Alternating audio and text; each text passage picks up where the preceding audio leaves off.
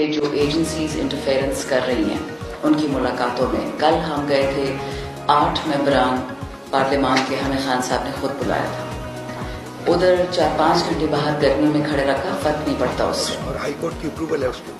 जी, high court की भी approval थी। हाई कोर्ट और अभी भी उस पर वो केस चल रहा है। अब इशू ये है कि जिस वक्त पंजाब हुकूमत समझती है कि वो बरतर है किसी भी हाई कोर्ट से या वो सुपीरियर है, आप समझ आए कि मुल्क हालात किस खराबी की तरफ जा रहे हैं। एक तरफ जजेस कह रहे हैं कि हमारे घरों में ये लोग घुस रहे हैं, दूसरी तरफ जजेस कह रहे हैं हमें फैसला नहीं दिया जा रहा, और अब तीसरी तरफ जो फैसला जज कर भी रहा है वो एक सुपरिटेंडेंट जेल नहीं मान रहा। तो इस असना में तो उमर अयूब साहब ने कहा है कि वो प्रिविलेजेस कमेटी में भी बुलाएंगे सबको, और साथ साथ में जो हमने केसेस करने हैं कंटेम्प्ट ऑफ कोर्ट के वो भी होंगे।